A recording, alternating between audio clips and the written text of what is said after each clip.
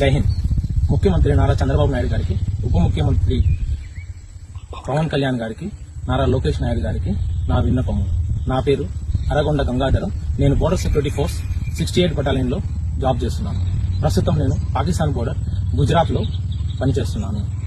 నేను సూర్యనేనివారిపల్లి ఉప్పరపల్లి పంచాయతీ ఉప్పరపల్లి పంచాయతీ పాకాల మండలం చంద్రగిరి నియోజకవర్గం తిరుపతి జిల్లాలో నా స్వగ్రామం నుంచి నేను మీకు ఈ వీడియో తీసి పెడుతున్నాను. ఇక్కడ సూర్యనేనివారిపల్లి విలేజ్ లో 2222 సర్వే నంబర్లో ఉన్న భూమి మా తాతల కాలం నుంచి కనీసం 100 సంవత్సరాల నుంచి మా అనుభవంలో ఉంది.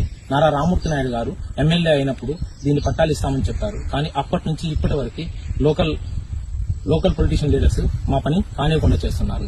గత ప్రభుత్వం దీన్ని ప్రభుత్వ భూమిగా కేటాయించి కాలనీ ఇవ్వడానికి ప్రయత్నించారు.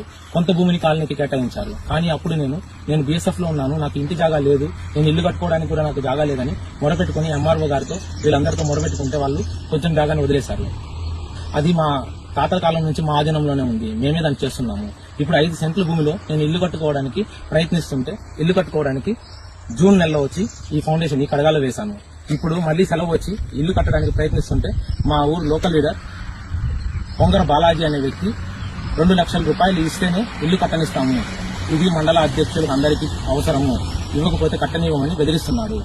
నేను ఇవ్వనని చెప్పిన వెంటనే మరుసటి రోజే వీఆర్ఓ గారిని పంపించి ఎంఆర్ఓ దగ్గరికి నన్ను పిలిపించి, ఎంఆర్ఓ సార్ నువ్వు కట్టడానికి వీలు లేదు, మేము చెప్పేంత వరకు అంటే ఇండైరెక్ట్ గా అతను నాకు వార్నింగ్ ఇస్తున్నాడు. వాళ్ళకి డబ్బులు ఇచ్చి కట్టుకోమని చెప్పి. నేను ముఖ్యమంత్రి గారిని, ఉప ముఖ్యమంత్రి గారిని, లోకేష్ బాబు గారిని నేను కోరుకుంటున్నది ఒకటే. మేము జీవితకాలం 23 సంవత్సరాలు భారతదేశంలోని అన్ని వైపులో ఉన్న బోర్డర్లో పనిచేశాము, దేశం కోసం సేవ చేస్తున్నాము.